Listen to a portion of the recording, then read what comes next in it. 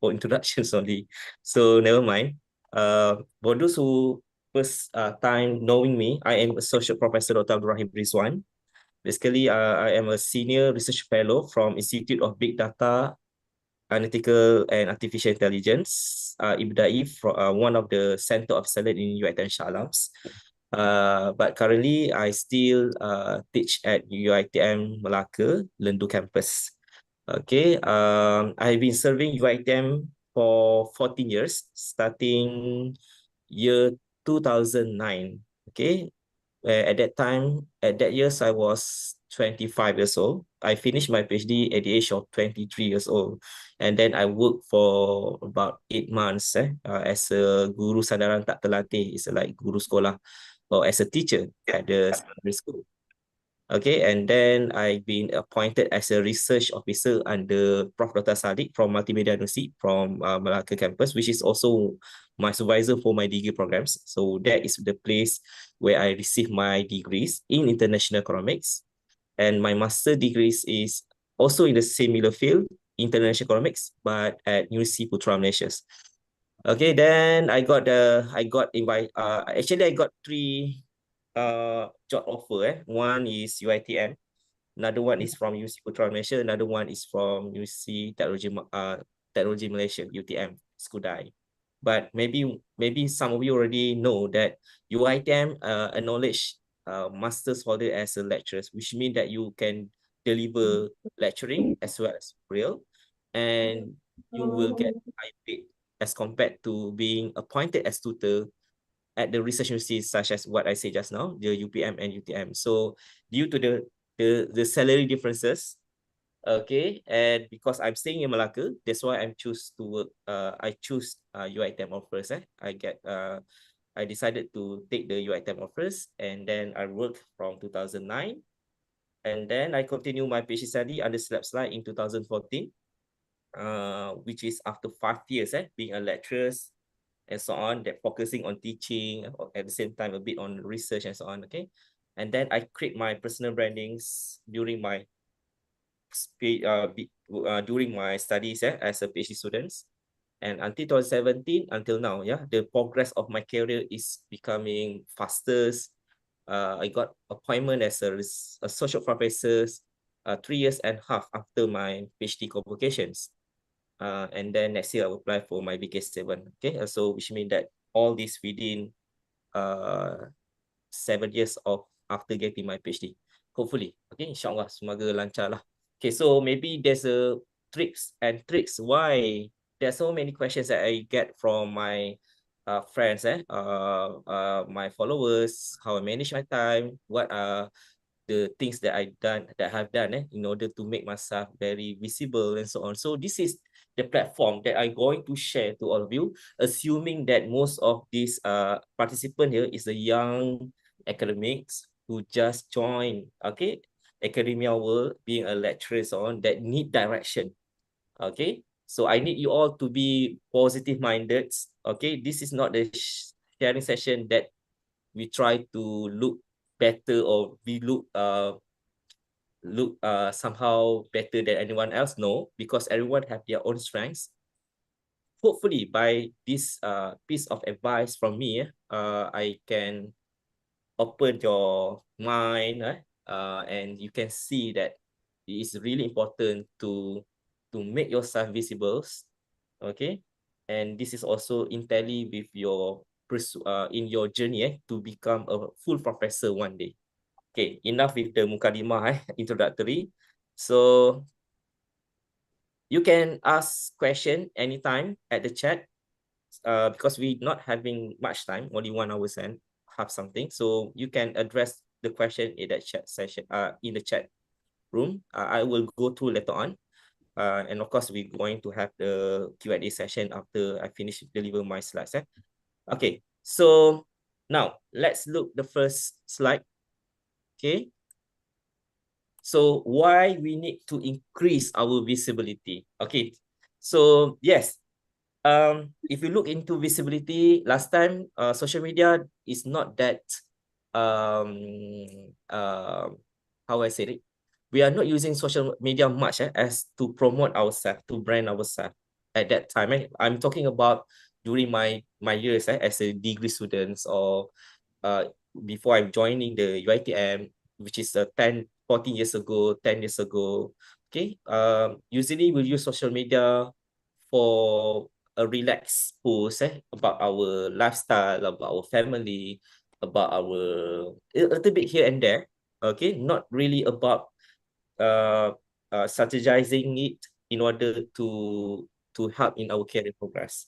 Okay, and maybe because of the culture of Malay people, that we feel that if we share something about our success story, about our achievement and so on, we are getting feared that people might call us as someone who always show off and so on. So that kind of mentality is still there in some of the senior academics, or maybe the young academics who feel that if you share about your success story and so on in your social media, you are like being a bit like some sort like arrogance in that way. Maybe you are being yeah, macam how we say it, show off too much on so on. But then if you see, that might be something that you cannot avoid, okay, by being visible in social media. So I'm talking here based on my own experience. I hope that you can get some input here. Why visibility is really important, especially through the social media platform and so on. So, but the trends of the academics, all my friends who works in different universities, private or public universities, in terms of sharing their success story, getting grants, getting their paper published, having new project consultation, success student project development, and so on, is actually become more normalized, okay, in the recent years. So that's why we not feel that we no longer feel that inferior, or maybe we feel that the person show off and so, because that particular peoples who showed their success story is also having the similar job like us. So suppose we should embrace the success story by other peoples, by being positive, by being more encouraging, okay, saying congratulations and be friendly and so on. Okay, so this is something that I can feel from my social media, that people now become more open and not being too judgmental about someone who do kinds of like sharing on their success achievement and so on over the years. So therefore, as a today cultures, as academia or as academician, we need to be more visible, because that point here is to make sure that we being notified by other people, that people know our existence. You see, as a UiTM lecturers, we have 34 campuses. We have 9,000 lecturers. Not all are teaching at the main campus, at the city campus. Some are teaching in the rural area, very rural area, with the villages and so on. So if you're not being visible, okay, one of the most comments, or one of the most frustrations for the PhD holders, once they get back to their campus, finish their studies either overseas or not local, they will say that, oh, it's hard to move up career. We don't have master or PhD students. It's really hard to get master or PhD student. The Shah Alam people we take it the opportunity. Because only Shah Alam at that time have the IPS, Institute of Postgraduate Study. So this is the old stories, okay, that we can no longer put that blame because of we are not being, why? Because we are not being notified. We are not being visible enough in the social platform, such as the Facebook, the LinkedIn account, the the and the rest. Okay, these two are actually the most prominent platforms to make yourself visible, especially the LinkedIn account, where you will be notified by many prospect, okay, those who want to pursue studies, master or PhD and so on. If you have the right circle, if you choose to have the right circle in your social media, okay. So as I mentioned just now, it's important and it contributes a lot to our career advancement. Why I state this statement? Because I can fill up all my requirement for my associate professors within 2 years after I got my PhD.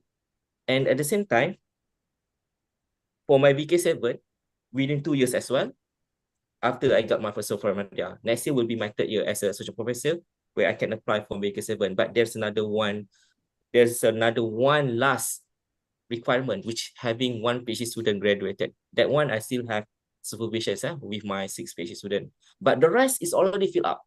All the requirement for the publication, the grant, latihan luar kepakaran, panel assessor, I can say that more than 50%, all this appointment, I get it from my social media. So that's why social media is the key for you to have more smooth career advancement if you know how to use it well. Okay, so learn all the social platform strengths. As I mentioned, we have quite diverse here. The one that I commonly use, one is ResearchGate, where I can connect it to a researcher, and I can also share my publications, where I can also get more citation because we are sharing them, okay, personally. If the paper is not open access, okay, we can also get some kinds of network here in terms of research collaboration. Academia is like to make our paper more visible. We can upload it there so people can read our paper, especially the open access. Pablearn is more to our WS record, and we can search track on our WS publications. Okay, now I'm talking about Facebook. Okay, one of the very popular channels to all of us here. Okay, for the social networkings. But again, I will share how I use my Facebook and LinkedIn account in order to make myself more visible. And then there's a point there, number 4, that I already said to you all just now. To have the right circles of friends in your social platform is really important. If you have this Facebook, but all your friends or your followers might not from the academia, or they are from random people and so on, maybe when you share something about your journey being academic, with all the things that you have done for university and so on, might not affect them so much, or they might feel that the information that you give is not relevant to them. Like if the followers in your circle of friends in your Facebook LinkedIn account is someone from private university, as you know, private university, they need to have assigned panel assessor for each of their subject of their programs as requested by the MQA. So sometimes these private lecturers, they don't know any lecturers from public universities. So how they will know about our existence? From the social media. So this is what I got. I got appointment as the panel assessor from various programs, degree, master, PhD, at at APU, Asia Pacific Universities. And I also, sorry, okay, I also get appointment from some university. I got appointment from Taylor University. There are lots of private university that assign me as a panel assessor for my because of my existence. They recognize my existence in the social media.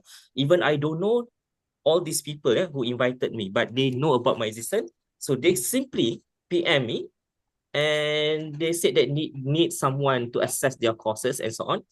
And that's right, I can get that opportunity as easy as that. Okay. And then again, when we talk about social media, okay, when people share about their success story and so on, we cannot being judgmental, we cannot feel inferior. We should feel, we should tap the positive energy and be more encouraging, as what I saying just now. If you are being friendly, you always say congrats to all these people, even though you are not knowing them personally, but because of their success story and so on, they might possibly become your research partner. You might have the research collaboration together in the impact publication, or maybe in the grant FRGS. So whatever example that I give to you just now is the real thing that happened to me.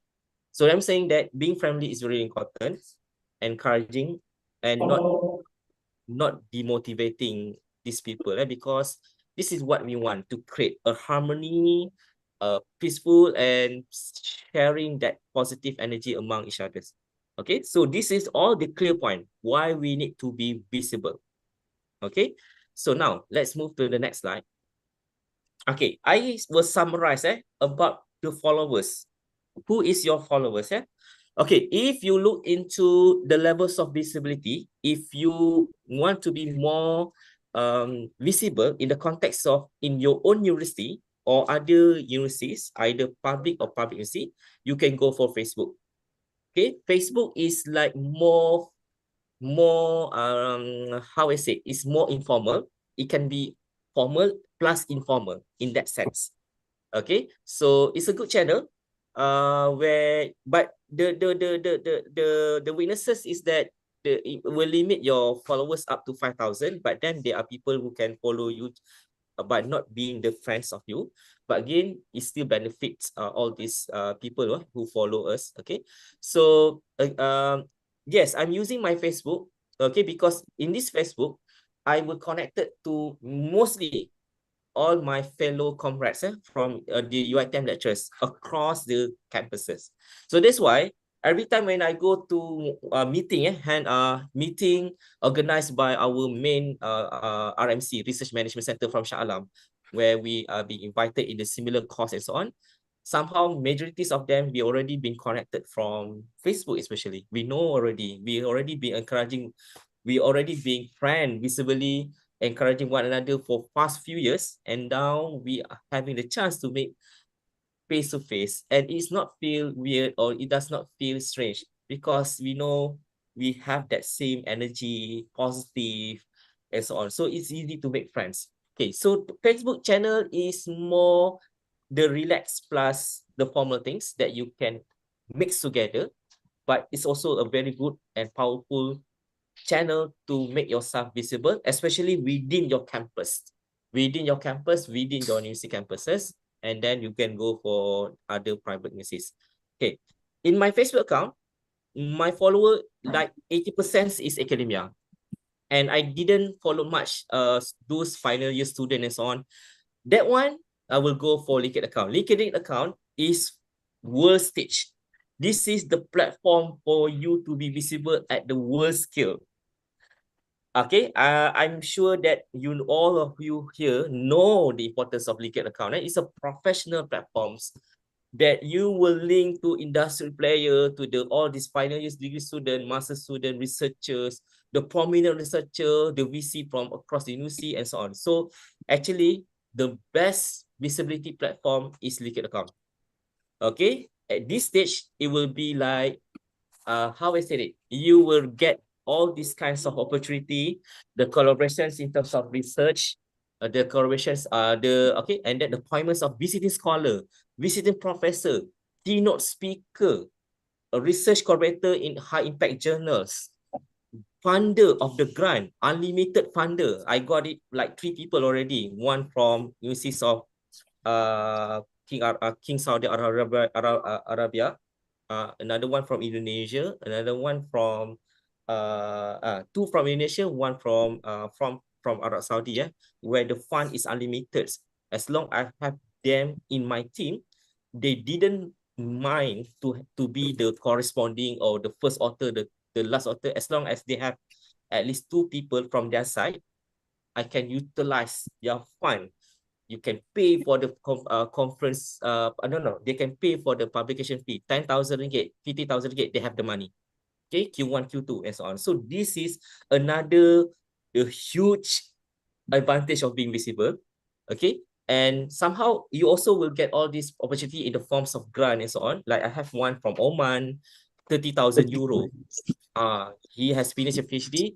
He said that, Dr. Rahim, I got this 30,000 euro. Please, we have to publish as much as we could for WS paper, WS Q1 and Q2.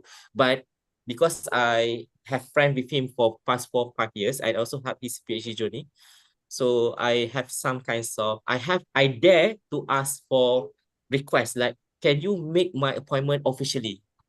Can you ask university to appoint me as the research member in that your grant, 30,000 euro?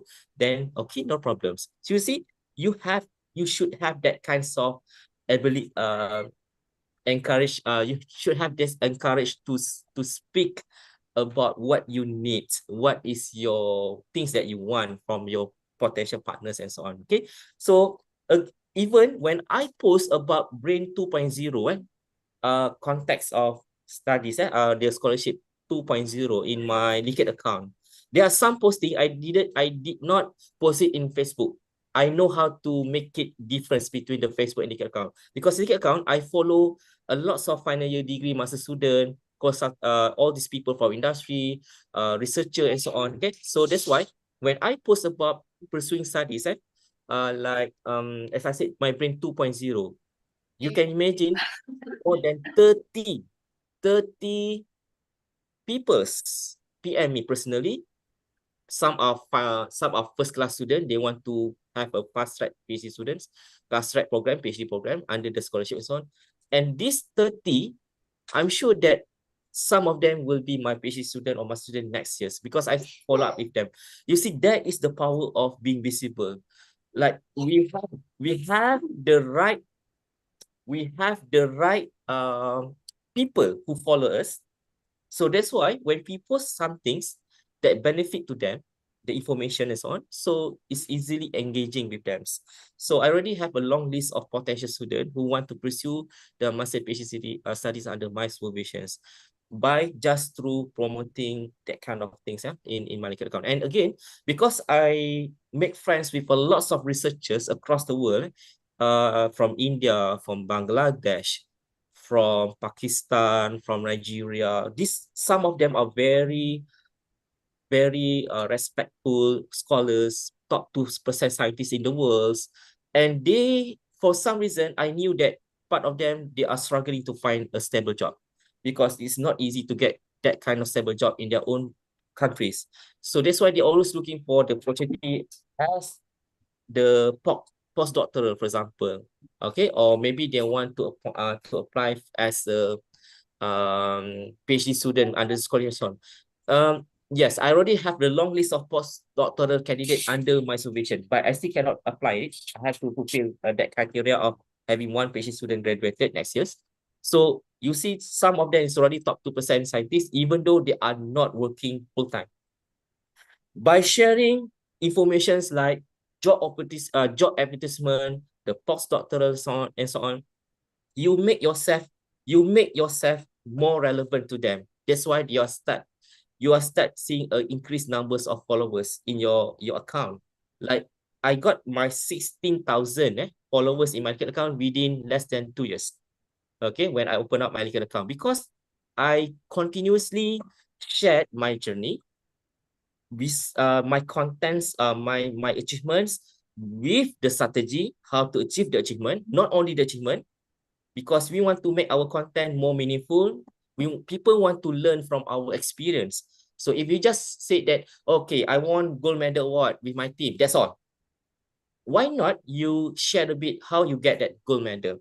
For example, from your framework policy into the gold medal. So make your content more useful, more meaningful. That's why people will acknowledge you, being someone that somehow, like as I said, someone that benefit to them. So that's why I don't mind sharing a lot of job advertisement from my universities, those from especially from the local and private university in Malaysia.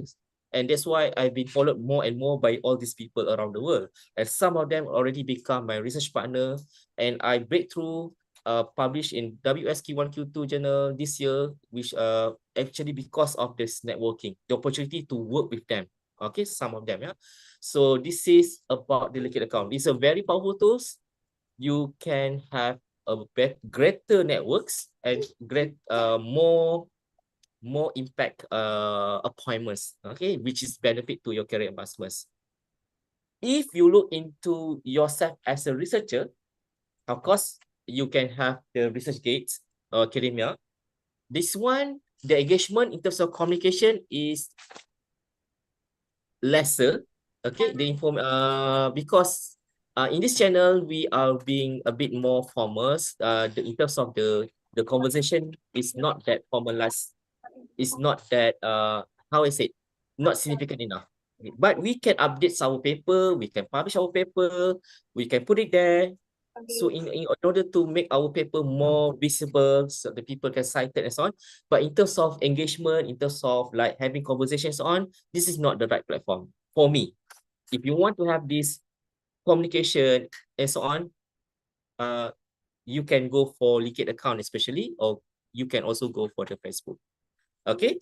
So I think I have give you very wide explanations on these three or parts of popular platforms based on the levels of visibility.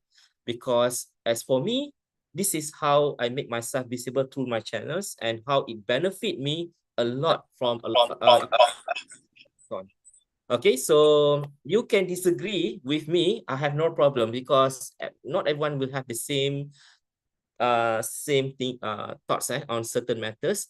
But again, you can select the one that you feel comfortable. If you want to choose to be visible, you can choose the one that you feel comfortable with my suggestion based on my experience. You don't have to follow 100% from my way. But again, my duty here is to open your mind to see this platform, social media, is not just a relaxing post, but it's also something that can give back to you in terms of opportunity and for your career advancements. Okay, now visibility. How to increase your followers? I know this topic kind of like, maybe some will feel that this topic like all people can think about by their own. Okay, but I still put it here because you see, I just want to very precise in giving the example because I'm not because most of my seminar when I give a talk is something that I already experienced it. It's not that something that I suggest, but something that through my own journey being like as an academia. Okay, so if you look into the university Facebook, you can go for the professional accounts. Okay, this is my suggestion where you will now have unlimited numbers of followers. The official numbers followers will be 5,000, but then people can still follow you by not being your friends. So that's why in my context, I already have about 8.9 uh 8.9 8.9 thousand, okay, followers. And I always ensure that my followers are those who also work in the similar like me, the lecturers. So sometimes I do make some kinds of, how is it, cleaning process. Those suddenly that become my friends and not from the those are not in the area of academia, like suddenly someone who works somewhere as an entrepreneur and so on, I will basically will remove the friends. I will ensure that I will put that place with this targeted follower, which is those who work similar like me, lecturers, teachers. Okay, I don't mind. Okay, so I do occasionally check my followers who are not relevant to my scope of career. I will remove it. It's not like macam kita ni macam pilih kawan ke apa. No, because if we want to make our social media more relevant. Those that being removed by me, they can always follow me, but not being my friends lah, the 5,000 one. But they can always, because we have the unlimited numbers of followers, they can still follow my post. But I always ensure that those 5,000 is those who work in academia. And basically, my in terms of followers, I felt that I learned the most from those who have experience holding high position in the university, like TNC, the VC. I follow all the VCs, the VC UTM, VC UPM, the TNC, the all these bekas TNC. They have a full of wisdom in terms of when sharing something, especially those who are at the end of the career, like having serving 35 years, and those who get promoted as emeritus professor, and then they share about their journey, and then they talk about how they been like how they can reach that stage. Okay, why the university choose them to be the emeritus professor? That kinds of story you cannot find it somewhere else. That's why you need to have the courage to follow all these people, and you will get benefit from their leadership's thoughts. Okay, on handling certain matters, on strategic planning and so on. So I have this kind of friends, those engaged in leaderships. I also have the friends who like me. who are more into research, try our best to become more prominent researchers, targeting ourselves to these top 2 scientists in the world in our career. Okay, I also have the friends who have more passion in student development, in student entrepreneurship programs, always win awards, share about how they make students more visible in terms of the entrepreneurships and so on skills, join the tournaments and so on. So you see, every lectures, they have their own strengths, they have their passions. We should, again, as I said, we should embrace the people's journey. Okay, we cannot make ourselves feel superior than others just because I'm better in research and my friends not better in research. I feel I'm uh I'm more better than you. No, we cannot feel that way because the God gives different strengths to all his mankind. He's created mankind. So that's why we should actually not thinking like that way, inferior and so on, but we're supposed to help each other. The word is helping each other, because if we work in the team, helping each other with our own strength, then the university can move up into a better rank and so on. Okay, we are not being too individualistic. We share our talent, we're encouraging other people. So that's what I'm saying. I'm like in my context, in terms of student development, maybe I have very little achievement in that context, impact student development programs. But because of seeing more success story of my friends who dealing with a lot of student high impact student program, it actually give me a motivation, boosting me up to at least try to engage to in terms of a better programs, student development program in the futures. Some sort like that. So that's why I'm saying sometimes when we look into these people's success story, we should look into the positive side. Take it as a positive side from this news and try to improve ourselves, but not feel inferior, downgraded, feel you are not useful and so on. That is the mentality that you should throw away. Okay. And for the liquid account, okay, this one I quite extreme, yeah, because I know how good liquid account in my career advancement. Every week I will follow all these people from industry, the final year student, the foreign researcher. There's a lot of foreign researcher that will share their achievement in publications, yeah, every day published in Q1 journal, and then they give the summary. Maybe you know Prof. Dr. Mark, the youngest professor in Malaysia, 33 years old, if I'm not mistaken. Malaysia Guinness World Record. I follow him. He's a dean of Faculty of Business in Sunway University. At a very young age, already get the full professors. And yes, he deserved the professor because his level is really far from me. The publication world stage. Okay, top 2% scientists in the world. Also the dean.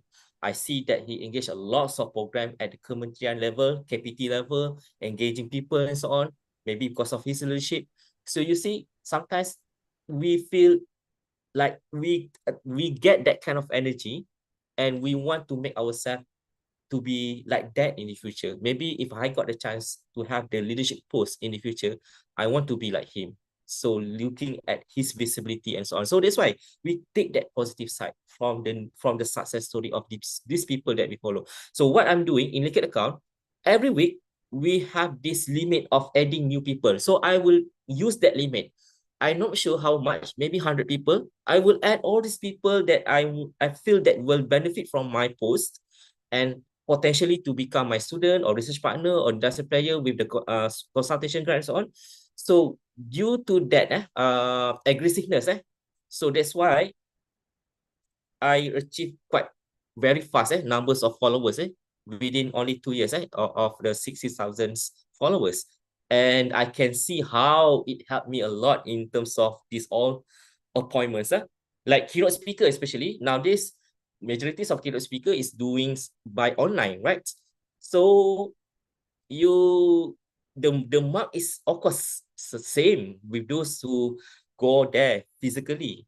Okay, I don't mind deliver it as online because it's still having the same weightage for the marks. Okay, keynote speaker is the highest mark for the conference details. Yeah, and then research partner, research grant, and so on. There's a lot of things in the account. Okay, so I will utilize that numbers of followers that we allowed to add almost every week. That's why I have been growing numbers of followers. And I can see that how it give impact to my career. Okay, for the researchers levels, ResearchGate and Academia, ensure to invite all your research partner in publication to link account with you because you want to make your paper more visible. I didn't upload paper in Linked account. Linked account, we just shared the news and the link to the paper. But ResearchGate, yes, you need to upload the paper. Those open access, those with non-open access, you can upload there. If those people want to read your paper which is not open access, you can still share individually through the email attachment. Okay, so you don't have to be like stingy on all the stuff, because knowledge is supposed to be shared by among us all amongst the academia. So you will feel satisfied when people cited your works. That's very some things that I've been experiencing being a researcher. Okay, now we go for visibility again. What information you can share? This is very general based on what I'm doing. For the Facebook, your career achievements, strategies, the publication. Like I sometimes I maybe feel that I a bit overshared because there are so many things happen to me. Every week there must be almost every week I will achieve something in my career. Okay, because I'm okay. This is one thing that I want to share with you. Being academia, I don't like to be mundane.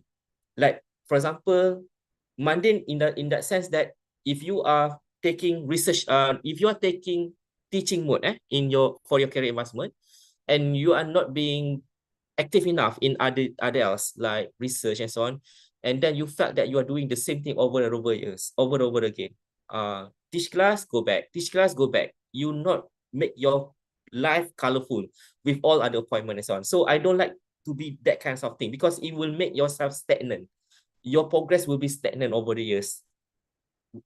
While other people realize that if they become more progressive, become more anticipative and so on, they can fill up everything within the minimum years for their requirement for their job advancement. So they don't waste times. And there's a huge linkages between salary and motivations. You cannot say that, oh, I apply for my professor because of knowledge 100%. No, you cannot say that as you can say that, but it's still because of motivation, because of the salary. Okay, because of the salary, it will be a huge jump. For those who work in public sector, it's really a huge jump. It's almost 6,000 ringgit from associate professor to BK7 increment. And then it will be 10% increment for your basic salary, which is about 1,000 a year, as compared to me just now, because I'm a associate professor, is just 320 ringgit per year. So you see, the salary is another motivation that you cannot deny why you work so hard, why you work strategically. Okay, but of course, you want to ensure that you have the quality. You want to be called professor through your quality of your publication, to the qualities of leadership that you have. So again, even though you go for faster route, but you cannot compromise the quality. Okay, tak naklah kita orang panggil kita Profesor Kangkung pula kan. So that kind of word memang kita tahulah maksud dia. We know that spinach professor means that some sort that kind of word that hurtful. But believe me, Malaysia context of university, we are very helpful, and we are encouraging people from diverse strengths to become a professor. So that's why you can see that there are some professors, even though they are not that good in publications, but maybe university recognize their leadership very well. Okay, because leadership is not simply can train. Sometimes it's a natural things from someone. So maybe his strength is leadership, managing universities and so on. But maybe in terms of research, it's not that well because of the commitments of leadership. But still, the university give the professor to this particular group of people. So we cannot feel, and again, don't be judgmental. Okay, don't be judgmental. I know that some people said Professor Kangku here and there, but that one, keep it for yourself. Like my case, as I'm going for my career advancement in the based on research criteria, research tracks. Of course, I don't want to show that all my publication is ERA index only, but I choose research track. That is something wrong. So I myself have to upgrade myself at least more to WS and Scopus. Even though era is allowed for my application, but I will not put any of my era index paper in my form. Why? Because I'm the research track. I have to show my quality as a researcher with my citation and so on. So do something based on our strengths and at the same time not being judgmental to the other people's.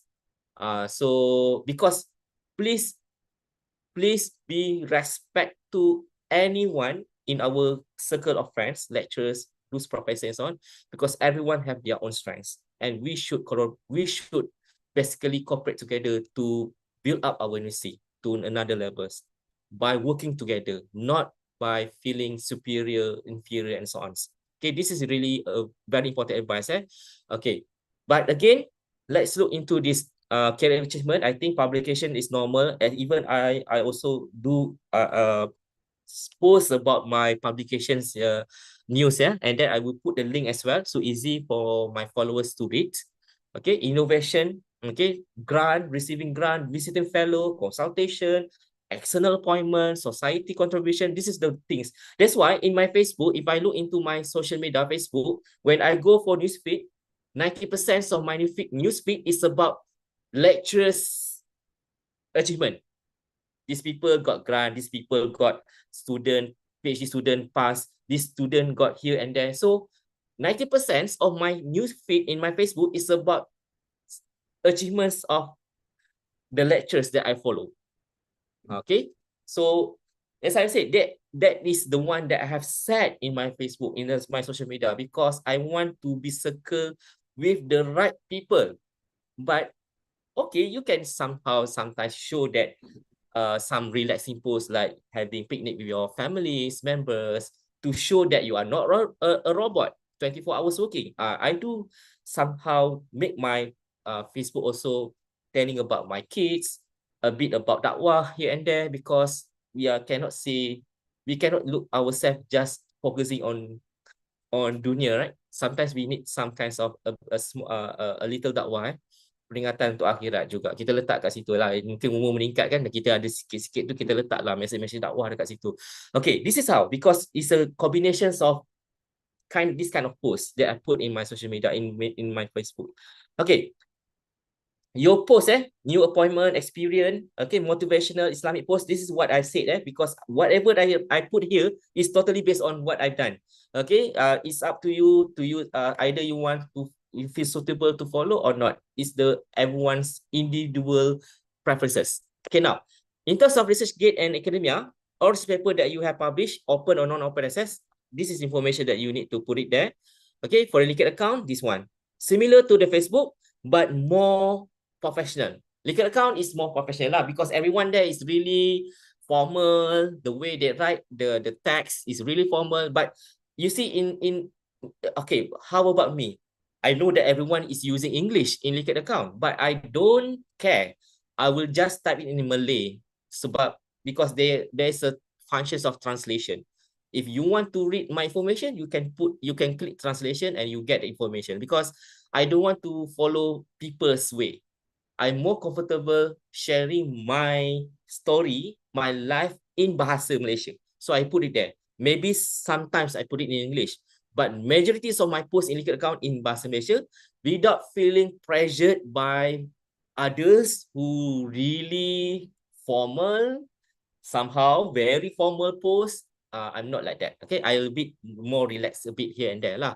But actually linked account still I need to be careful, because I've been exposed to the industrial world tau. Sebab tu some of the COO from this company even ask me, what do you achieve? Okay, what the achievement? Long list of publication. How that list of publication benefit the society? They ask that kind of question. So of course I have to address I have to answer very accurately and very well, because these industry people, they also want to testify what is our contribution as academia to the society. So somehow, yes, linked account is more professional, but in my context, I don't mind to be using my national language in Bahasa Malaysia, not being pressured by other people on that particular community, because at the end, these people still, they will look into my post, they will PM me, Dr. Rahim, can you post post in English? I want to know about the informations, because believe me, there are so many people outside our countries, those very good scholars publishing in the very good journals, they are really struggling to get a job. That's why they're always looking forward to work in Malaysia under the expatriate ataupun foreign contract lecturers. So we need to have that, because that is one of the things that I've been observed. And eventually, when more and more people is struggling, and when I've been realizing about this group of people struggling to find a job, that makes me feel more grateful. Having a good job, having a stable life, having a good salary, very clear pathway for my career investment. So that kinds of feeling grateful make me work harder, make me feel more motivated, make me more passionate in my job, because always feel grateful, because we are in the place that people didn't get it easily, especially our friends from these countries that I mentioned just now. They are always searching for the good job. Okay, so that's why some of their degree students already published in Q1 WS Journal, because they want to make sure that they're really excellent, so that one day they can work outside their country, finding the stable job. So I read, and this example that I give to you is the real example, because I work a few a few degree students, and we publish in WS Q1 Q2 journal together. They are very young, a degree student, but they have the ability to write English very well. They are really excellent students. But there's I'm saying that this is all the potential research partners working really hard in my team.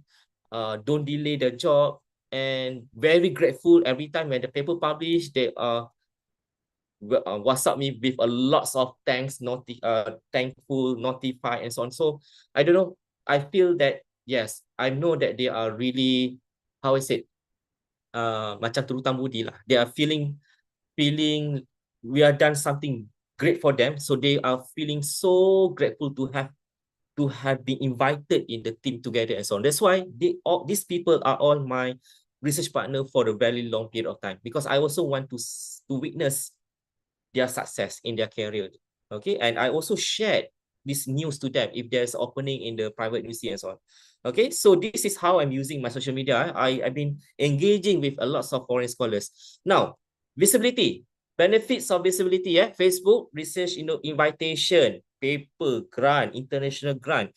Like I have friends from Universitas Negeri Padang. This year I already get 2 grant from my follower from my Facebook, who invited me to be the leader of their internal grant, and they are willing to transfer their money into my university account. So I got that KPI as a research leader, international grants. You see, from my follower from my Facebook.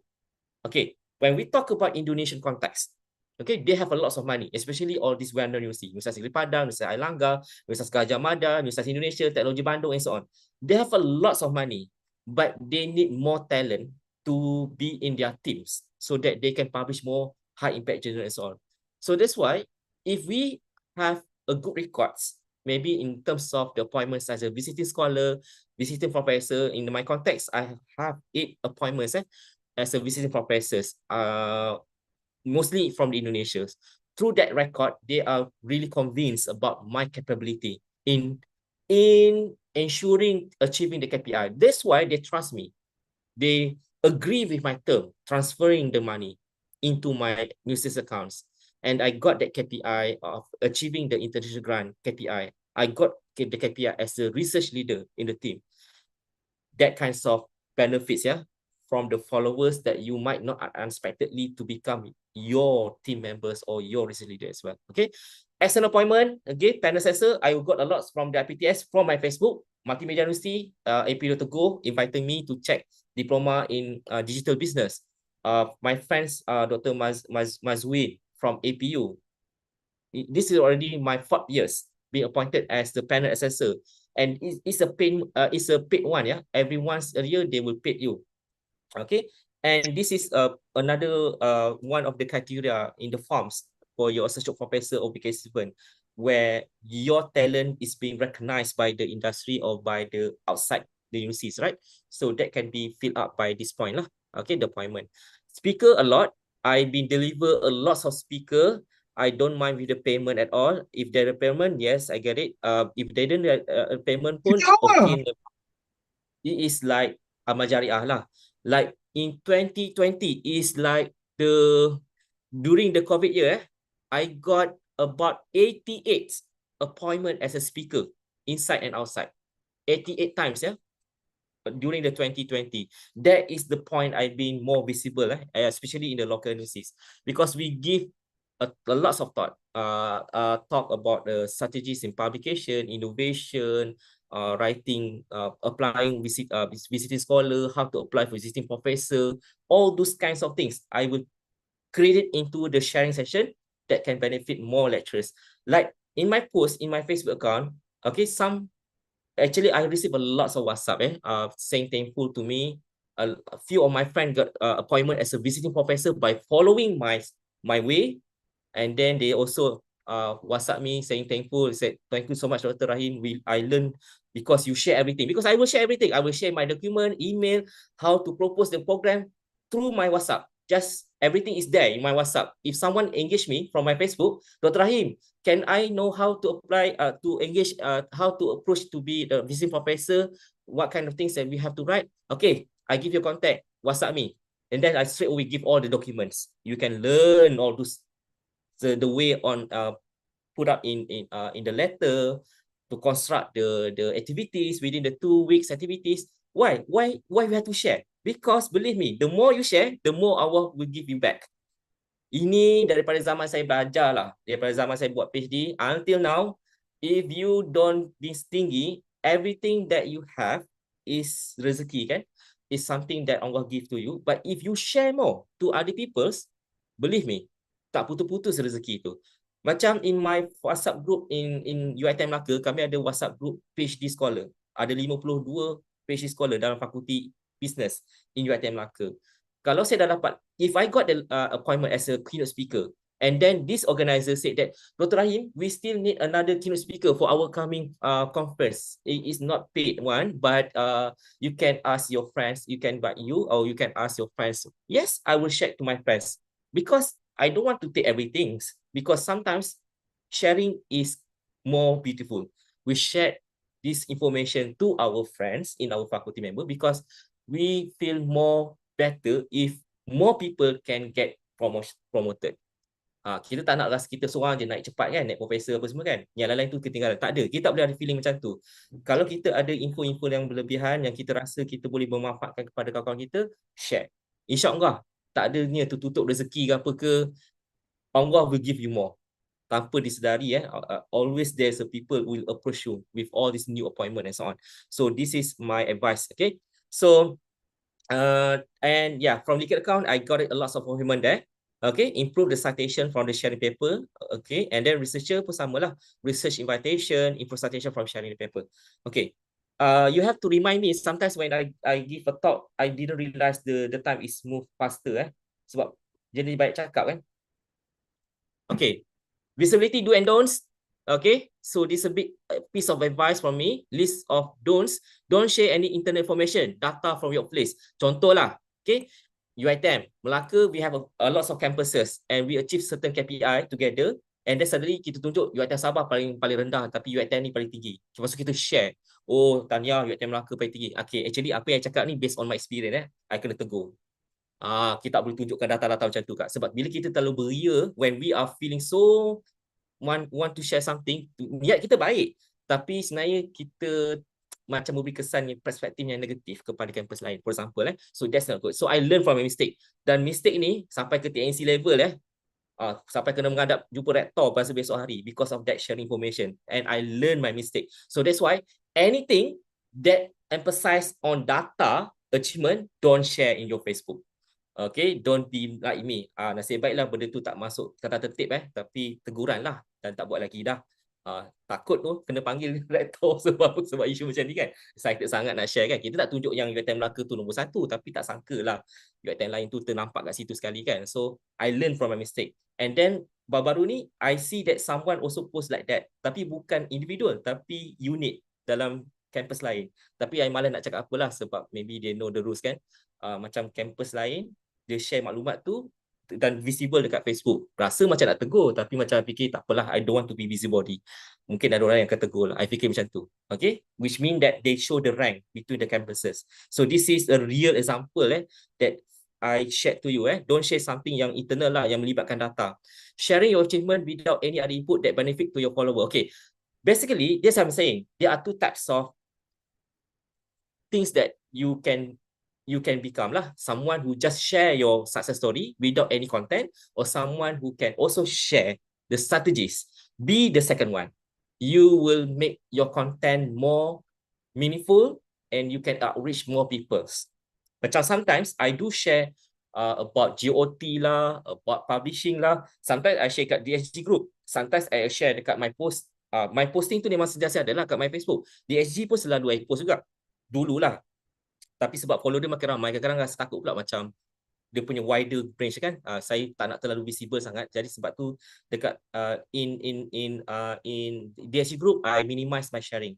Okay, but in my Facebook, yes, I share something. Yes, as I mentioned, share something that can give benefit back to the readers. If the readers, as I said, is already the right circle, which is the lecture is on. Okay, then you will be better. Okay, belittle or condemn other. No negative. Okay, ini satu lagi yang I maybe share something about my own. Okay, I do face certain kind of conflicts in my workplace last time. This is the previous things, but that thing is already being solved lah, tak ada apa-apa pun. Tapi because of being emotional, I pun post toxic working place. Walaupun tak ada merujuk pada siapa, general saja, tapi I post benda-benda yang macam sound very negative in my Facebook. You can imagine that because of that post, because I have a lot of followers, some of my followers know my higher top management, they even WhatsApp, why Dr. Rahim post about toxic environment? So people suddenly judge that when I post something about toxic environment, it showcase about my situation in my place. Even though my posting is really general, not really related to my problems. So you see, posting something negative can create speculations. We have to reduce the speculation. So that's why share only a positive news. Okay, positive things. Okay, that those yang bad side tu you simpan lah. Okay, atau you share with the people that you trust the most. Okay, disrespect the senior, gossiping with the intention to tarnish other people, images and so on. Okay, of course we know that. As I mentioned, be wise. Okay, we cannot. Okay lah, memang lah. It's not. There's no perfect world in perfect people in the world. Everyone have their weaknesses. Tapi janganlah kita terang-terang tunjuk kita aibkan dia dekat dalam social media dan sebagainya. Cukuplah kita in other side. Okay, kalau kita tak puas hati pun jangan sampai kita reveal dekat social media. It's not good. Negative quote. This I was saying that now. Negative quote. Sometimes it's not good. Perceptions. People can create perceptions that somehow people will say, this is something happened to him lah. When you say when we put some negative things in our post. List of do, always be humble, motivated for sharing for the purpose of visibility, not to feel better than others. Memang betul. Bila kita jadi seorang overachieve, kita ni seorang macam mana cakap, highly energetic dan seorang overachievement lah. Maksudnya yang macam banyak pencapaian kita capai. Jadi memang betul lah, ini ujian bagi Allah bagi pada mereka yang mungkin dia ada kelebihan mencapai macam-macam kejayaan dalam dia punya kehidupan dia. So ujian dia adalah perasaan riak, ujub dan sebagainya. Tapi saya selalu train diri saya, bila saya post tu bukanlah untuk meraih like, love ke, untuk orang komen suka ke, no. It's just for the sake of visibility. Hopefully it will motivate people around me. That's all. Kalau if there is a function that I can cancel the like, I will do that. Sebab I'm not the people who look for the like. Okay, itu semua pasal-pasal zaman dah lepas lah. Kalau 20s, maybe lah, adalah sikit nak tengok like tu berapa banyak. Tapi now, nak moving 40s lah next year, I don't longer feel that is need in my life. Because what I want to share is just for the sake of motivating others, or maybe some people will get some input from my sharings. Okay, believe that everyone has their own strengths, show your moral support. This is the thing that I want to stress on. You need to be more positive on creating the environments in your social media by giving that encouraging post, reply, and so on to your friends who achieve. Like all people have their own strength, right? Student development, project universities, consultation. Be visible in sharing that in expressing your happy to them by saying congrats and so on. So that's why every day I think lah, since the past few years until now, boleh dikatakan every day I will post at least one tanya kepada someone dekat dalam my followers, because every day there will be a people who achieve something in their life, in the academic world. So I will always put a bit of my time to share, to say congratulations to these people, and without we knowing them. But sometimes I receive kind of very surprise comment, like, I've been following you for many years, you are my I don't expect that kind of comment from them lah. Tapi as I mentioned, kita sama-sama belajar, sebab there's no saying that I already achieved this target and I don't have to do more. No, I'm still learning a lot. I have still lots of weaknesses. And if people see my weaknesses, I'm gladly to be criticized by the people, so that I can improve further. So that's why it's not that I'm feeling that I'm better. I'm feeling that I'm achieving higher than that, because everyone is learning. Okay, every day is a learning progress. Sharing posts that can inspire others. Clearly know that platforms of your social media. If Facebook, you could post a bit about yourself, life, and so on. This could be showing that you are not a robot. Somehow, I always having that mindset, because people always saying, Dr. Rahim, how you manage your time? You publish 20 papers a year, 30 papers under review. How you manage your time? So that question is a lot I receive from my followers. And I'm saying that, no, it's not like every day I have to work. I should sacrifice my time for sleeping. Sleeping time still sufficient, 6 hours a day. That I will ensure that. But actually, when I have more papers published and so on, it's because of teamwork. I'll always stress that.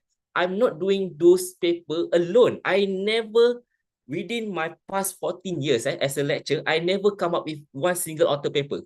All within the team. 5 to 6 members, at least, in the team members. Because I love to work in the team. Everyone can achieve the same targeted, achieve the KPI, and you have to be very smart. If you work with the team members, you have to play around with the Myra score, like my context. Majorities of my followers who become my members in my team are from different university. So at the end, everyone will get the highest mark for Myra score. Even though your name is the 5th one, this one is the 2nd one, but because you are the only representing your university, everyone will get the same highest mark. Everyone can use that paper for job career advancement, to apply for a associate professor or BK7 or something else. Okay, so be smart on having the partners. If you have one partner from the same university, you cannot be stingy. Macam I put myself as a main author, maybe because I do a lot of work. At the same time, I put juga my name as a correspondent author. I will not do that. If I'm the main author, the first author, and I have one friend from UiTM, that will be the 4th author, that my friends is already having the co-author marks, which is very low marks. That's why instead of having two points there, I will give my place either as the main author or my correspondent author to my friends there. So then everyone will get the same highest mark in that paper. That one you should learn, okay? Especially the young academics here who listen to me, you need to learn how to strategize in your team, so that everyone will have the same passion, burning passion to complete the task, have the same psychology, positive psychology, because everyone will get the same marks. That's one thing that I want to stress on. Okay, and get ready to get critics from others because this can being too visible also have that kinds of negative implications lah. Okay, I sometimes I heard from my friends that my name is being gossip, okay, in other campus, because I'm being too visible, always sharing about my success story. Some might not like my way, because as I mentioned, the culture of Malay, we should be very humble. We cannot we cannot show much on our good things, the success thing and so on, because this is the Malay cultures. Okay, I get it. I respect that cultures, But again, yes, people are gossiping about me here, even up to the management and so on, like too much sharing here and there, which is also not good. I do admit. That's why I also learn to control my posts and so on. But maybe at that time I create some kinds of feelings unsafe or feeling uncomfortable because hearing that gossip, even though I'm not knowing him, but the gossip is spread to the main campus, for example, about me and so on. Even though I don't know the lectures then, okay, but maybe yeah, maybe at that time I'm still young, maybe 35, 34, I do feel peer pressures. But what things that I realize now as I move to the next 4 series, next year, I no longer feel disturbed with all these bad rumors about me. Okay, I never feel disturbed or feeling hurt with any kind of bad story about me from other people's. Okay, when they see me in my social media. One, because we don't waste our time to think about what people think about us. We just focus on our target. Why you want to share that post at first place? Okay, the purpose is for your visibility, and that's it. If you want people to get it as a positive way, Alhamdulillah. If the people treat it as a negative way, you cannot do anything because rambut sama hitam, hati lain-lain. Some people might feel iri hati and so on kan. So we cannot stop it because human being memang dilahirkan dengan perasaan iri hati. Boleh jadi baik, boleh jadi negatif. So that's why I'm saying that I no longer feel that peer burden. Peer pressure dah tak ada lagi dah. So that's why I can feel more peaceful. Sebab apa yang I post tu bukan tujuan untuk riak apa semua, just like as I said, this is my visibility platform. People know about my stuff, what I have done, what are my achievements, and some people even lagi ajak I join group FRJS. Every year, FRJS 7 proposal I akan hantar, at least. Sebab ramai jemputan daripada rakan-rakan daripada private university. Okay, kalau 7 tu mungkin dapat 2 atau 3. Every year, macam tahun ni pun 7 dah grant yang nama I ada sebagai ketua dan sebagai ahli. Because of visibility lah. Itu I kata, tujuan dia untuk tu saja.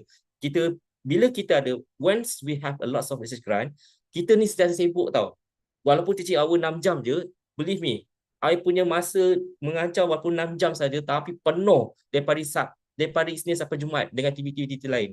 Researchnya, consultationnya, lepas tu projek-projek yang lain, dan lepas tu tugas saya admin pun ada juga. I pun koordinator juga dekat IBDAI.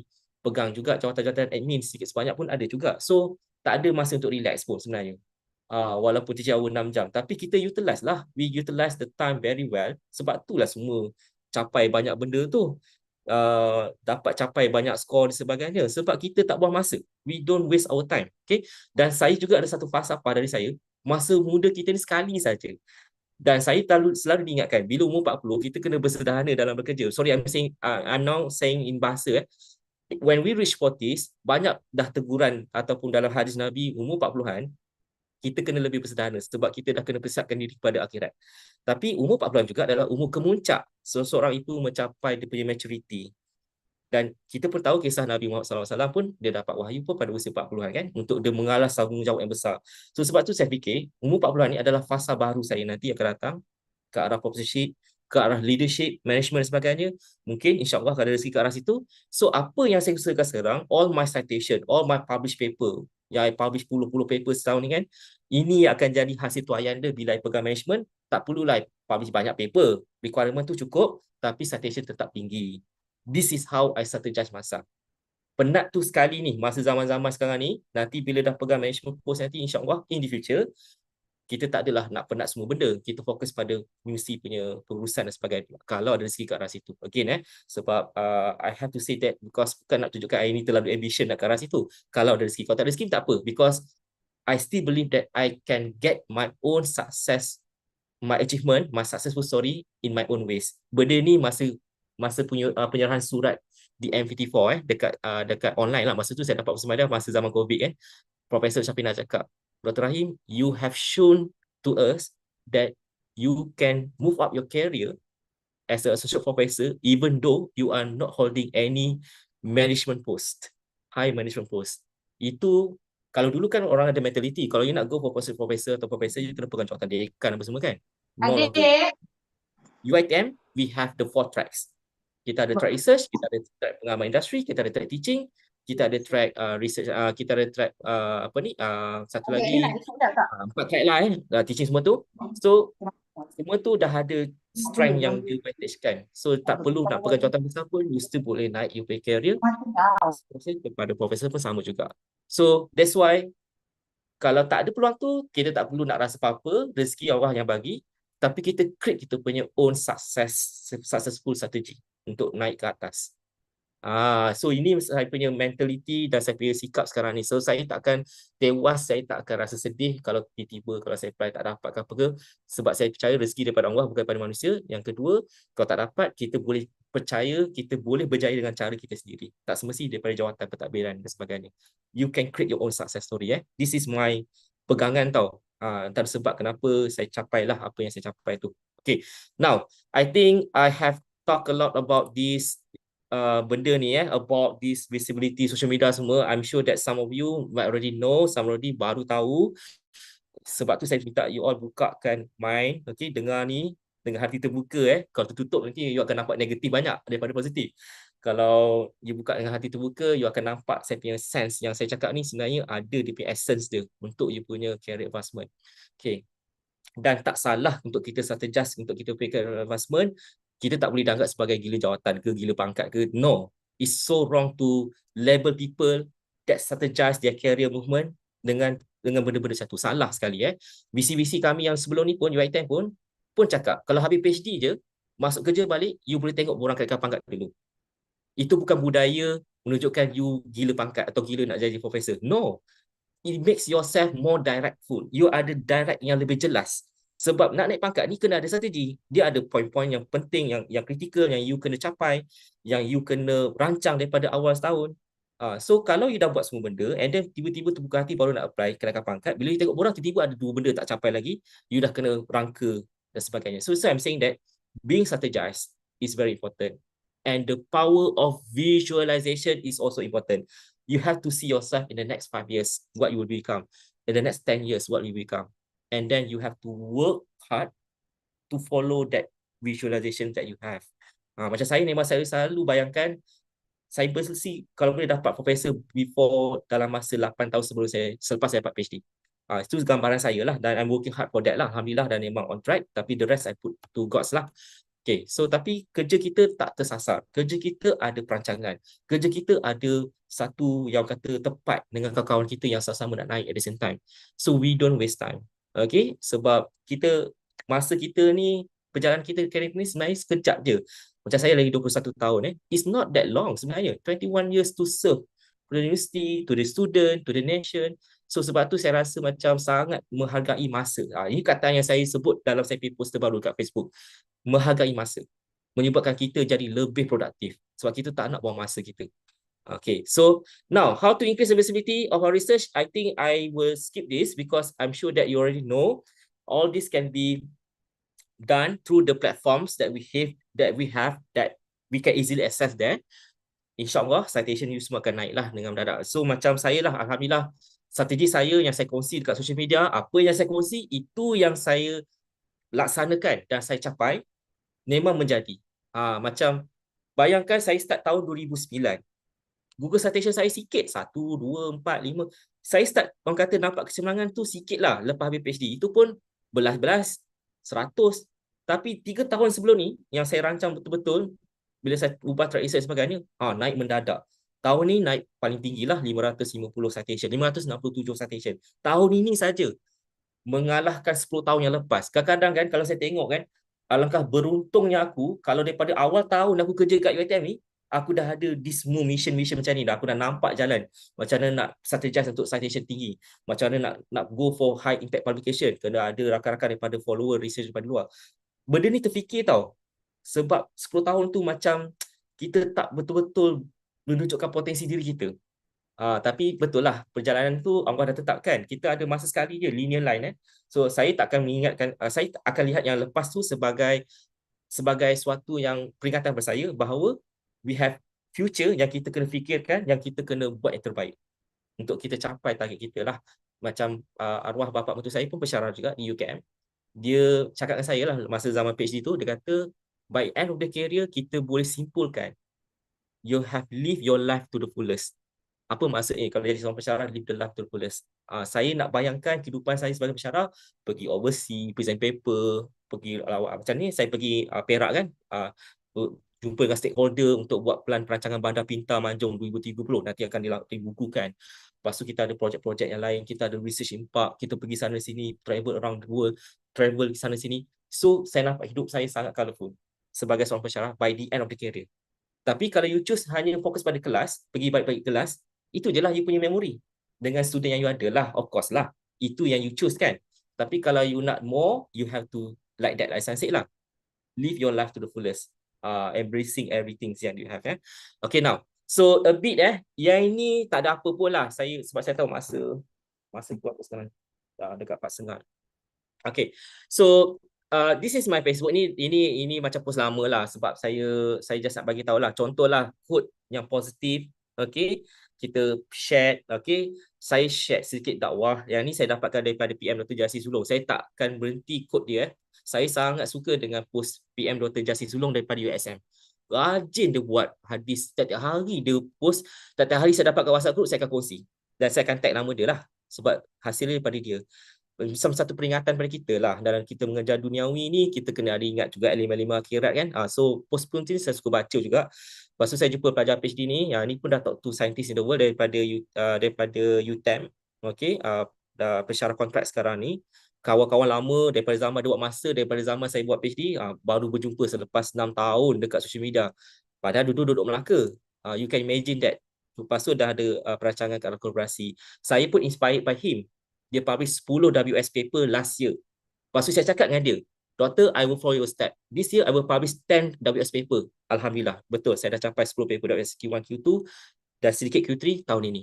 Sebab usually, bila saya cakap sesuatu, sebab saya dah ada strategi yang saya nak buat ke arah tersebut. Dan saya akan buat betul-betul.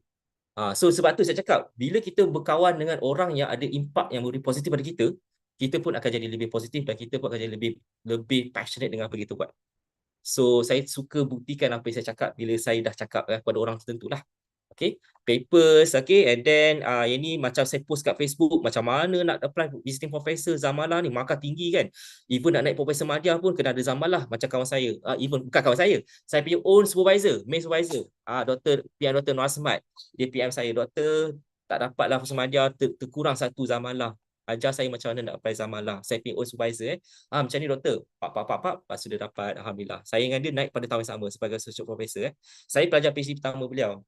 Hari tu pun jumpa, baru-baru ni pun jumpa kat Sabah. Macam tiba-tiba tahun ni kerap pula jumpa. Dan saya pun sama-sama buat paper dengan dia dan kami ada grant sama lah di USM. Okay, so you see macam post ni, you nampak post saya yang satu lagi ni, my academia goal for the next 5 years, anugerah akademik UiTM Melaka. Alhamdulillah dah dapat. Anugerah akademik UiTM Malaysia ni sebenarnya saya dah dapat lah harapan. Saya tak ingat ni post bila, ni post lama 2018. Saya dapat dah. Akademik negara dah hantar tapi tak ada chance, tapi saya akan hantar juga tahun ini sebab umur saya nak masuk 40 tahun depan, saya nak hantar akademik harapan peringkat negara. Cuba nasib lah, tengok ada rezeki ke tak dan lain-lain. Sekarang saya suka letak something untuk vision diri saya pada masa akan datang. So saya letak kat post, bila dia keluar dalam bentuk memories, when they come back as a memories and when I achieve it, memang saya akan rasa sangat bersyukur. Maksudnya Allah dah memudahkan saya punya usaha tersebut. Jalan saya ke arah apa yang saya nak capai dalam saya punya seminar. Sebab tu saya punya post memang banyak saya letak saya punya jangkaan masa depan. Apa yang saya nak capai. Saya letakkan saya punya visionary itu dalam bentuk words. So bila saya post balik dan saya capai apa yang saya cakap, itu yang menyebabkan ramai follower saya akan, okay, Dr. Rahim ni betul-betul ni. Memang dia, kalau dia dah cakap sekali apa dia rancang, dia memang insyaAllah dia akan buat betul-betul dan Allah memudahkan.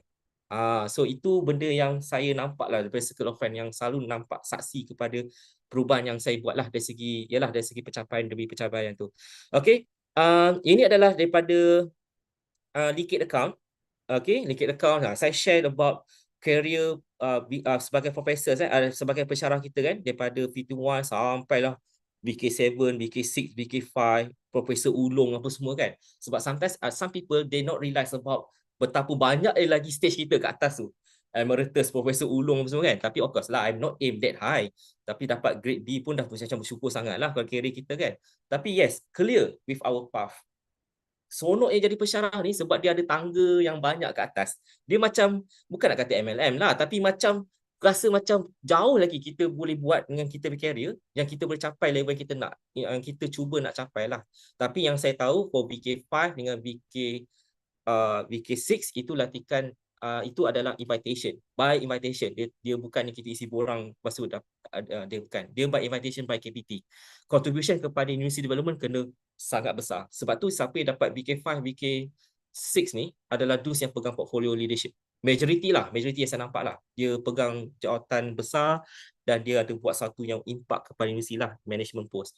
So it is possible kalau you dah dapat profesor pada usia 40-an. Sebab you ada 20 tahun kan, nak pergi ke BK5 tu ada chances lah. Okay.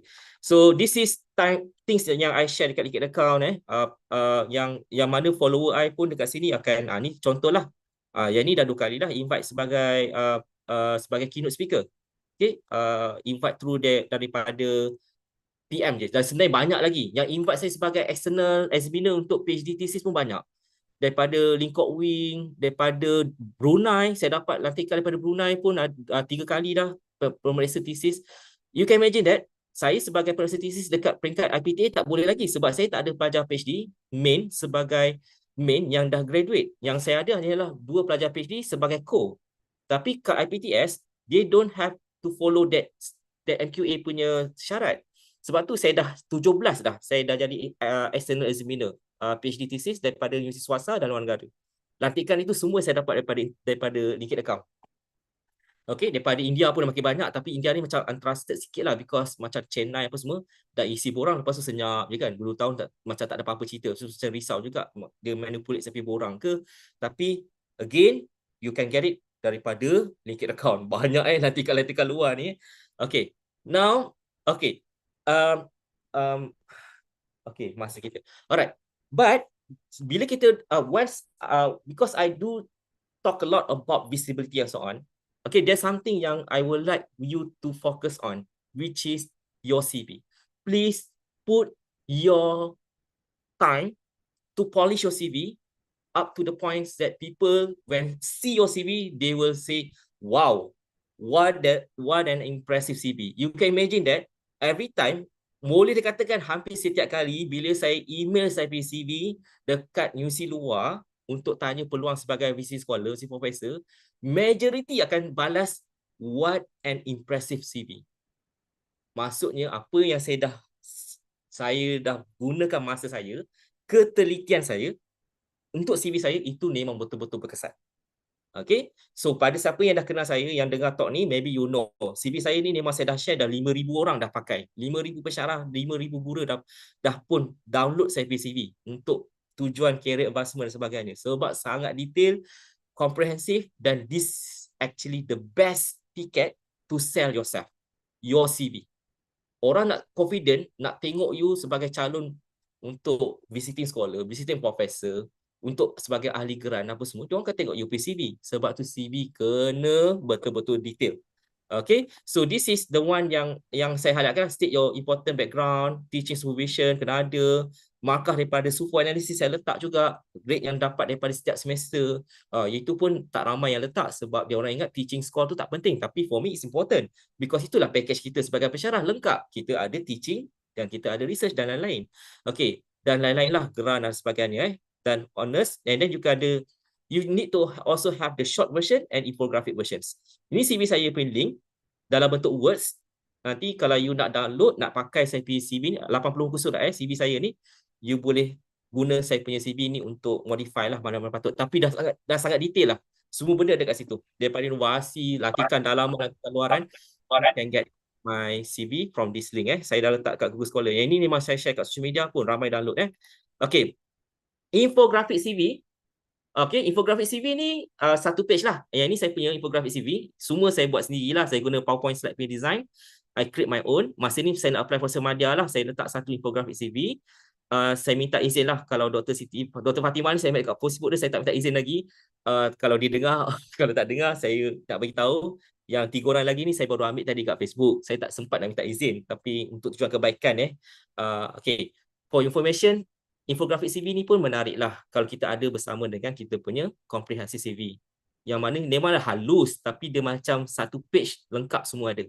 Okay, ni daripada USM, sahabat saya PM Dr. Nazri Cekdom daripada UiTM Campus Applied Science. Sahabat saya daripada Chemistry, PM Dr. Fatimah Salim. Saya suka yang ni. Kalau saya nak apply for my VK7, saya will use this template. Dia hanya highlight dia punya main contribution untuk setiap bakul lah yang paling penting dalam kira kita sebagai pensyarah. Sebab yang ini memang TNC semua nak tengok apa contribution besar kita. Jadi saya takkan guna grafik-grafik ni lagi lah. Sebab grafik-grafik ni mungkinlah peringkat Profesor Madya okey lagi lah. Tapi kalau peringkat VK7, I think we need the clean version one like this one.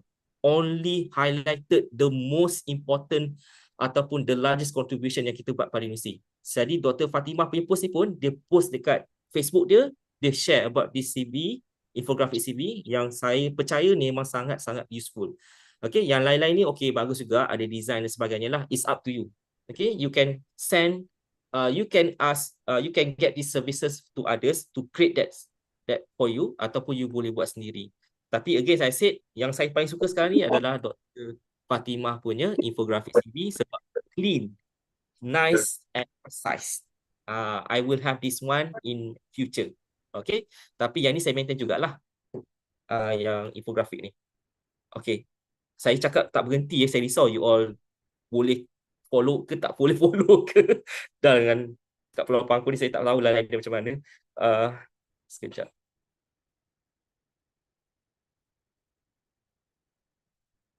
Sekejap. Alright, now kita nak selesaikan. We have another few minutes left and then kita ada Q&A lah. Okay, yang ini I think sebenarnya yang saya nak sembang banyak tu yang tadi tu. Yang ini yang maybe some of you already know lah. Yang kita semua wajib ada ORCID. Okay, so ni semua tujuan untuk profiling kita lah. Yang ni perlu ada because if you tak ada susah lah. Every time you nak. Okay, bila you submit, once you submit your paper in the well-published journal, macam Elsevier dan sebagainya, daripada publish yang baik, Springer dan sebagainya, of course, you kena masukkan ORCID ni dalam database tu, supaya dia boleh track you punya records. And this also very good untuk macam you dapat artikel sebagai reviewer ataupun a social editor dan sebagainya. So, of course, everyone wajib ada ORCID. Okay, sebab dia linkkan kita dengan publisher. Okay, this is the first one. Ini saya bagi tak maklumat ringkas saja. Okay, and then share your outputs of your research. It can be from the Facebook, it can be from your DSG. DSG ni dah lebih 100,000 follower. Dulu masa saya follow tahun 2014, masa saya buat PhD, tak silap saya 60,000. Tapi dah ramai dah kat sini. Dia pun dah meripik sikit dah posting-posting dia. Sebab tu saya pun saya dah tak macam follow sangat lah, tapi saya masih ahli situ. Some post very good, some post macam agak tak berapa match lah dengan konteks dia, tapi tak apalah, kita tengok je lah kan, kita orang luar kan. Hussein Academy, if you are economics, you can join this one, and of course you can share all your output here from the platform. And Google Scholar is the must. Of course, sometimes you cannot say, people will judge you. People among academia, kita akan ada satu nak tak nak lah. You pegang apa track pun, you track teaching ke, you track pengamal industri ke, you track research ke, you track leadership ke, orang tetap akan tengok you punya Google Scholar atau you punya Scopus Index. Dan orang akan buat sedikit judgemental kat situ lah, judgement lah kat situ. Sebab tu saya kata, sebenarnya tak kira apa jua track yang you pilih, you tetap kena ada usaha untuk memperlihatkan kualiti penyelidikan you dengan citation yang lebih baik. Kalau citation tu terlalu rendah, kita akan terpalit dengan pandangan serong tu. Saya terpaksa cakap lah, I'm sorry to say, sebab benda ni people akan sebut-sebut lah. Kawan-kawan saya pada research universiti selalu cakap benda macam ni. Dia kata kalau ada profesor datang kan, meeting KPT apa semua, kita ada budaya nak tengok orang tu punya profil.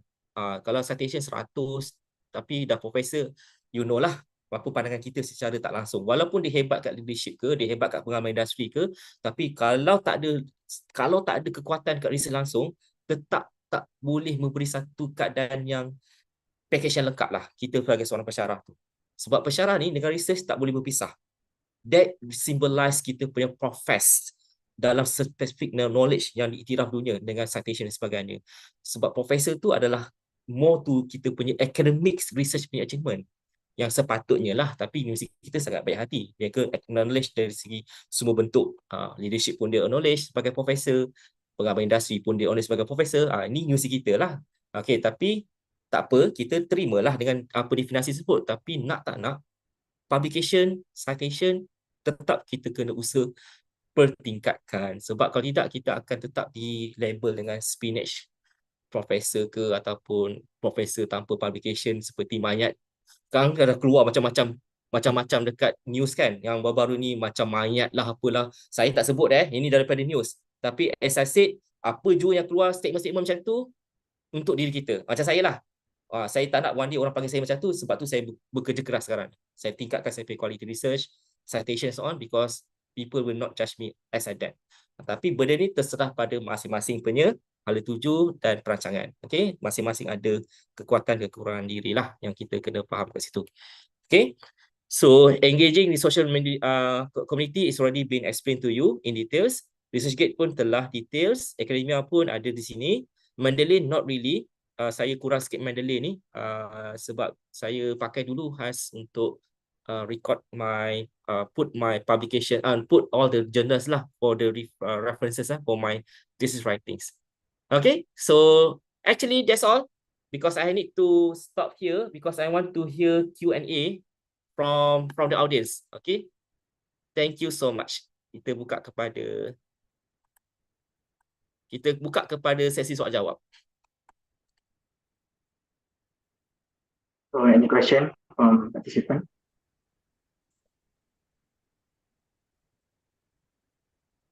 Saya tak nampak dia punya ni. Yes, maybe dekat chat ni saya tengok dulu sebab ada 5 message ni. Alright, salam doktor. I have 2 questions from Dr. Amir Faizal. To be visible in the linked account, what usually is the maturity period for a person to be notified? Okay, I cannot say, I cannot give a specific maturity period tu. But what I can suggest is for you to keep on add up these right peoples to be your circle of friends. Yang macam tadi lah, the industrial player, because industrial player pun akan sama belajar kan. So dia ada right people. Pelajar-pelajar final year, tak kira lah, researcher, lecturer and researcher dan sebagainya. Okay. And then, please ensure that you keep on give a content yang benefit kepada mereka. Sometimes macam maklumat tentang pengajian, mana-mana universiti pun, you can give it there. Or maybe you can give a bit your punya kemajuan dalam career you lah, dalam sebagai pensyarah kan, apa yang capai dengan strategi dan sebagainya. So I'm sure that secara tak langsung, when you have post something yang memberi content kepada mereka, yang membawa kepada kefaedah pada mereka untuk membaca, eventually benda tu akan secara sebejadi you akan start notified yang orang akan start add you more, dan masa itulah akan ada PM dan sebagainya. Okay, yang akan ajak riset kolaborasi lah apa semua. So keep on sharing your things, your success thing and so on, and something that benefit them, macam jawatan kosong ke apa. Iklan jawatan kosong semua, saya tak iklan tau dekat Facebook, sebab saya rasa tak apa sesuai. Facebook ni macam santai sikit kan. So that's why I go for the account.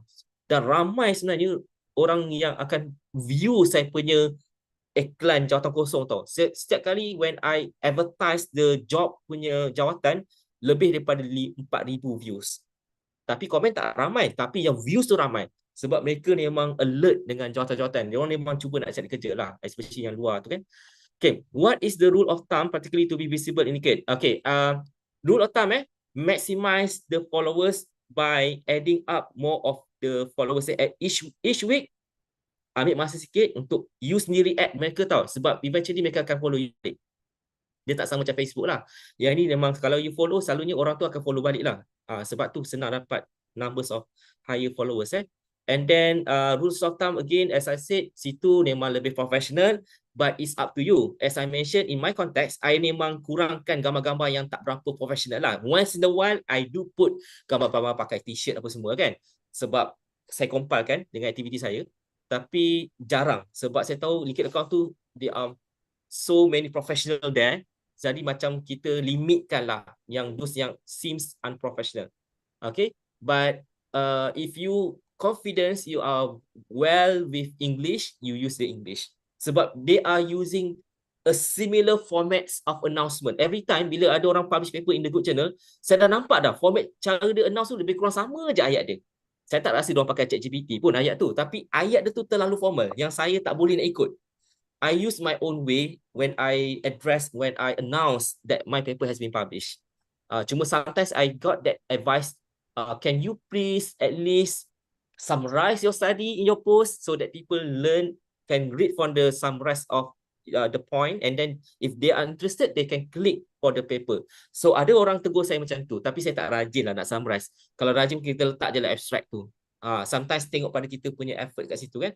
But believe me, it is really good to have that kata strategies by adding up more followers every week and keep on posting something good and something that meaningful to all other followers. InsyaAllah lah satu masa nanti you akan notified dengan lebih jelas lah.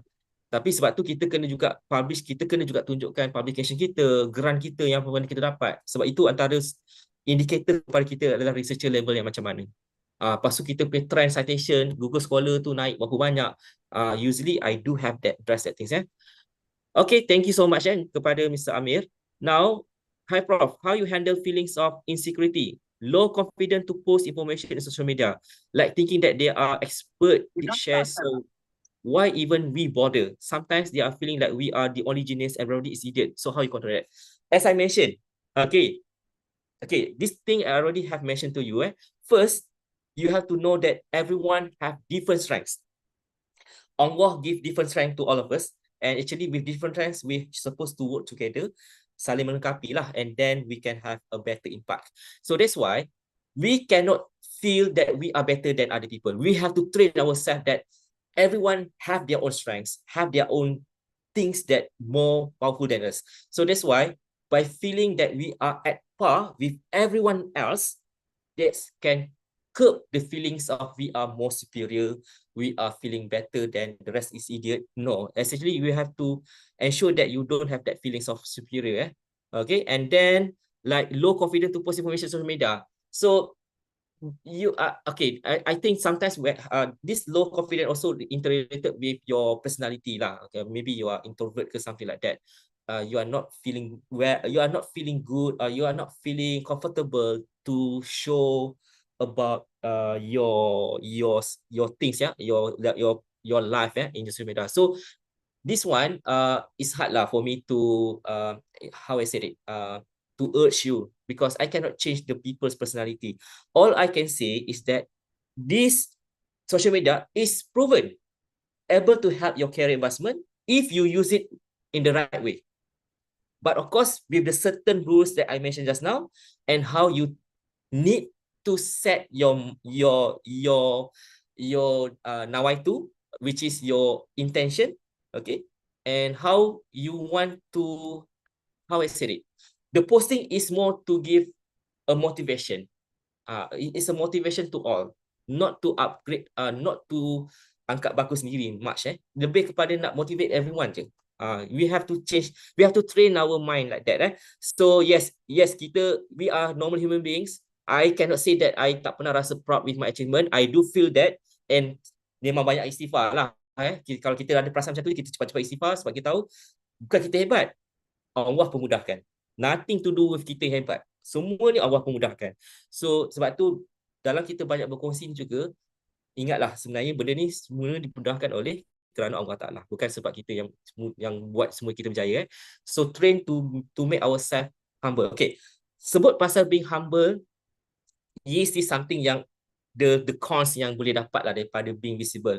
Sebab as I mentioned, there will be a group of people, when they look people like me who are being visible, kita akan hilang ciri-ciri humble tu. Sebab ciri humble kan macam tak perlulah nak post pasal kerjaan pun, tapi orang dah tahu dia memang hebat sebab orang tahu daripada hasil dia keluar surat khabar contohnya. Macam tu kan.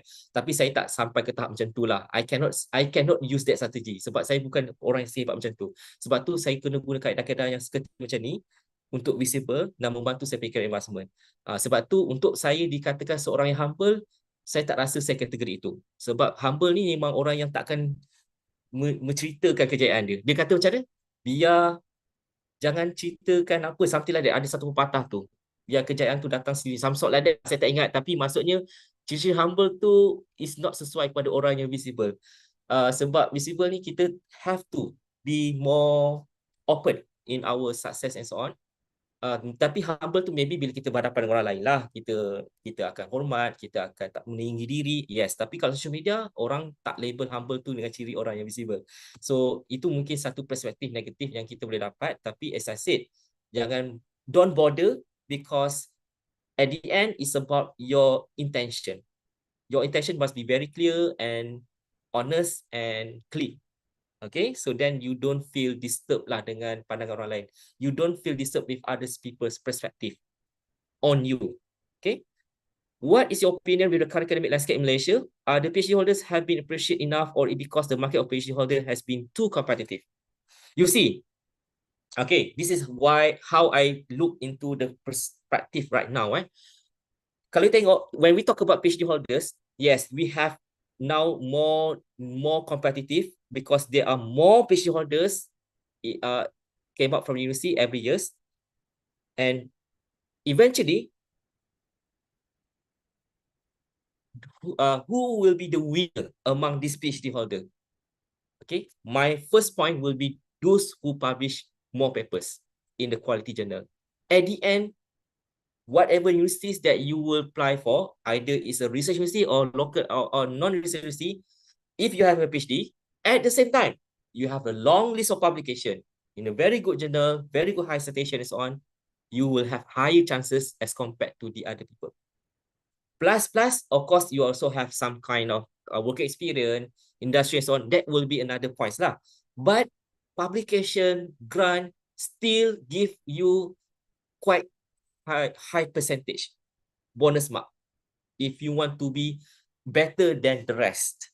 Sebab tu, when you are doing your PhD, you cannot just focusing on completing your thesis. You kena juga publish a lot of paper, masuk tandingan inovasi, menang emas, pergi conference, present paper, dapat sana sini. That is how I did during my PhD study. Publish 8 paper. My first PhD student, siap PhD dalam masa 2 tahun saja. Publish 7 paper. Era ada, Scopus ada, WS ada, menang Best Paper Award, menang Video Award lah. Sebab, why? Because once you apply the job, you can get better marks from your achievements, from your publication, from your awards. You tak adalah macam you apply PhD tu je lah you punya tiket untuk you bersaing orang lain. Tapi achievement yang lain tak ada. So, I'm saying that at the end, dalam dunia akademia ni, okay, in the academia world, people still look into your research publications if you want to apply for the job. So even though you feel that this is not research university, even the professor in the university is not publishing, then suddenly you kata you will be judged based on publication. Yes, that's the truth. At the end, if you want to come to be our permanent staff in our university, you still have to show your qualities from your publications, the list of publications. So that is how you can win the competitions. Believe me. And this publication is not only for the local market, it's for international market. You can look the requirement, postdoc, requirement for job application. You see Brunei Darussalam, I tengok baru-baru ni. You see dari Indonesia, daripada Qatar, Australia, apa semua tu. Kebaikannya will stress on the publication as one of the important criteria if you want to get better job. You want to get the positions. Not the position, if you want to get interviewed by them. Sebab dia belum lagi yang kata confirm lah. Okay, tapi ada chances tu. Okay, ada chances tu kalau you go for publication. Sebab tu tak rugi sebenarnya kalau you letakkan, if you build up your passion in research and publication. Because this records of publication, dia sampai akhir career kita sebagai pensyarah. Dia akan benefit kepada you. Sebab dia tetap akan represent you sebagai satu package lah. One day you jadi professor, apa jua track, tapi publication bagus. So, yang itu yang saya nak capai sebenarnya. Tak kira apa track, tapi publication bagus, baru kita rasa lengkap lah. Nama pun professor kan. Itu cara saya menilai. Saya tak cakap orang lain. Yang lain tu ada cara masing-masing, tapi ini pada diri saya sendiri. Saya nak letakkan diri saya pada keadaan seperti itu. Bila saya bergelar profesor, record research tu, padanlah seorang profesor. Macam tu yang saya nak cakap.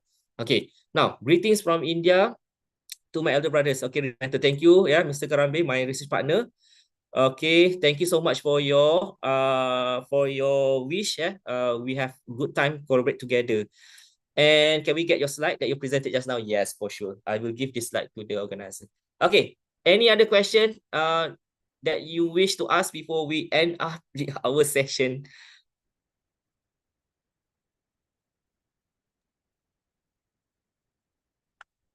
Ada apa-apa soalan lagi? Kalau tak ada, saya serah pada pengacara. Ya, saya tak ada dah kot. Dah dekat pukul 5 Okay. dah kan. Dah kat Okay, 5 terima nak kasih. balik. Alright. Dah kemas-kemas nak balik dah kot. Okay, sure.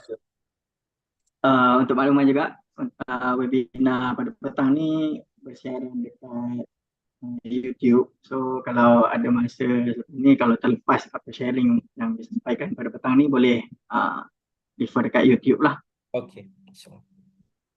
Okay, terima kasih banyak-banyak pada Dr. Abdul Rahim. Sangat-sangat inspired lah dan beri motivasi lah kepada kami yang BBNU ni. Budak-budak baru nak up kan dalam Okay, akademik ni. Kita harap yang ramai dengar ni yang baru-baru lah nak up kan. So insyaAllah lah, hopefully bermanfaat kepada kalian semua kan. InsyaAllah. Mudah-mudahan bermanfaat kepada semua dan manfaat untuk sekalian alam lah. Seperti mana matlamat daripada perintis sendiri, rahmatan lil alamin kan. So terima kasih banyak-banyak kepada doktor dan juga pada semua partisipan yang hadir pada petang ni. InsyaAllah mungkin akan ada lagi next webinar sharing daripada perintis dan boleh join lagi lah event kita. So terima kasih banyak-banyak. Kita akhiri perkongsian kita pada petang ni dengan tasbih kafarah dan salatul as. Bismillahirrahmanirrahim. Amanu wa amilus solihati wa tawassaw bis sabr. Terima kasih banyak. Okey, sebelum penutup lah, saya nak minta maaf kalau ada apa-apa yang saya sampaikan itu mengusik hati sesiapa. Semua kebaikan itu daripada Allah lah, kelemahan itu daripada saya sendiri. Saya harap apa yang saya kongsi tadi boleh memberi inspirasi, semangat pada kalian. Slide ni akan dikongsi. Kalau ada apa-apa pertanyaan pun, you boleh cari saya lah, ada kontak ke apa kan. InsyaAllah saya bantu saya apa yang saya boleh bantu. So all the best to all of you. Assuming that all of you here ada yang academics yang nak join sebagai pensyarah, semoga berjaya lah dalam pilihan kerjaya advance masing-masing. Itu saya.